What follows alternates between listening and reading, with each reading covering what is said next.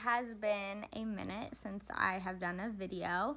I have my 11-month-old in here with me, so you will probably hear babbling, and I apologize. But my two girls are out with my husband, and so I thought, try to squeeze a video in while I have the chance, because it only gets louder around here. But I wanted to give you guys an update on my extraction. It has been a month since my last video. You can hear him. He wants to talk too. It has been a month since my last video when I got my extraction done. So I wanted to kind of show you guys my teeth and my progress. My top teeth I am really, really happy with. I feel like already they're a lot straighter than what they were. So kind of show you that. Those are looking good. And obviously, my bottom ones are a lot better than my last video. We have made a lot of progress in that way, so I'm really happy with the direction that's going. I'm hoping maybe in like a month and a half to 2 months, that gap will be almost completely closed. I don't know if that's wishful thinking or if it will be, but I'm just going to keep thinking positively. My speech has gotten a lot better. I still have words, of course, that I have a little bit of a lisp on, but overall, as that whole, as those two teeth come closer together, my speech, it's a lot easier to say certain words that I had issues with before, so I'm really happy with that. I actually went in Wednesday because I had a dentist appointment, so they had to take off my wire so I could get my teeth cleaned, and they put a thicker wire. I think they said they moved me up like 2 strengths of wire, so I don't know how you say that, but so I have a thicker wire and it's a little bit stronger, so hopefully that really pulls that tooth over. Now, one thing I do want to say, because in my last video I was talking about why I chose self-litigating brackets, and I thought, silly me, that you could drink coffee and like with self-litigating they wouldn't stain because you don't have bands around your brackets. Well, I just want to tell you guys I was wrong, okay? So you don't have bands to stain, but you do have glue. And the glue is like a little sponge and it soaks up everything. So in the beginning I was just drinking straight coffee, and now my braces look dingy from the glue. So I'll show you. You can see where they're discolored around the bracket from drinking my coffee. So now I drink coffee only through a straw, but kind of it's one of those things like once the damage is done, that yellowing isn't going to come off till I get my braces off. So it is just kind of what it is. But I wanted to warn you guys, if you're going to get your braces on and you're a coffee fan like me, even if you get self-litigating, they're going to stain. So just keep that in mind and drink coffee through a straw. That's my tip for the day. My braces tip for the day. But I know in previous videos, I wanted to talk a little bit about like how I chose my orthodontist and the pricing of my braces, because that was a big thing going in. Like, I wanted to find a reasonable price, but also get a really good orthodontist. So I actually visited 3 different orthodontists in the area where I live, around the area where I live.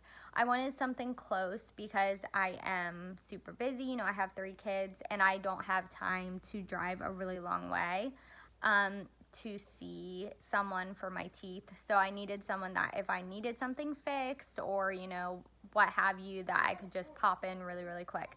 And that has proven to be one of the best decisions I've ever made, because I already have been there quite a few times. I had a bracket that didn't close right, and I had a wire that was poking out. I had to go in twice for that, and then before I saw my dentist, I had to get my wire taken off and then put back on, so that was 2 more trips. And just things like that you might not think about. You might just think, oh, it's every 6 weeks when I have my appointment, but a lot of times you are going to have things that you're going to need to go more than that. So location was my number one thing, and I'm very happy that I took that into consideration. So I visited these 3 orthodontists within my area. The first orthodontist that I visited, he was recommended by my dentist. And so I went there, and he was priced a little bit high. I really liked his office. I liked him. I liked his technicians. Everybody was very friendly. I liked the process. They took x-rays and they took pictures, and they were thorough with explaining things to me. I was in the office for about a half hour during my initial consultation. But he came back for the clear brackets on the top, and then, bless you, buddy, for clear brackets on the top and then regular braces on the bottom. I was going to have regular brackets because that's what he suggested when I went there. It was going to be $6,800, and then he quoted me a treatment time of a year to a year and a half. I felt like the treatment time was spot on. That was about what I was expecting, but I felt like that price was just a little bit high for where I live and kind of for what other people that I had spoken with had paid. So the second place that I went to, I just was not impressed with the office or the staff. She did not take x-rays. I was there for like 10 minutes. They wanted to put the braces on, and they weren't even ever going to do an x-ray, which seemed crazy to me. I felt like that was like a must-do kind of thing. They weren't going to take molds, nothing. They were just going to put the braces on the next time they saw me, and that did not seem right to me from the first place that I went to, and also just with other people's experiences. So that place was less expensive. They quoted me about $6,000. That was for clear on the top and then regular brackets on the bottom. And she actually quoted me a treatment time of about 2 years, which seemed a little bit long to me. But also my dentist did not recommend this orthodontist, so she was kind of off the list right away. The third orthodontist I went to was the most highly recommended by everyone that I knew who lives locally and had gotten their braces on recently. He was also highly recommended by my dentist, and he turned out being the most thorough and the most reasonably priced. So my son is climbing the... Camden, get down. This kid is crazy. He is like, I had 2 girls, and now I have a boy, and I don't know, all you boy moms, I have so much more respect for you. He is like nonstop. My girls were never like this. But anyway, so I went to him. He spent about an hour with me. I mean, it was a long consultation. I got x-rays done. At that first meeting, I got molds of my teeth. I'm pretty sure I got molds at the first, maybe that's when I came back. But I know at the first consultation, I definitely got x-rays done. And then he talked with me about the x-rays, different options I had for what we could do with my teeth, what he suggested, different pricing options. I mean, thorough. You want to talk about thorough. This guy went through every detail of my teeth, was amazing at explaining every option that I had, made sure that I understood, was not in a rush. You could tell that he really wanted to take time to make sure it was done correctly and that I understood what my options were, and I really appreciated that. Out of the 3, he was actually the only one who mentioned that I needed to get a lower tooth pulled for long-term results. Like I said in a previous video, he explained why I wasn't a good candidate for a palate expander. Did say surgery was an option, but that was out of my price range. Gave me the option to pull the 4 back teeth, but I would be in braces about an extra year. Or gave me the option to pull this 1 front tooth.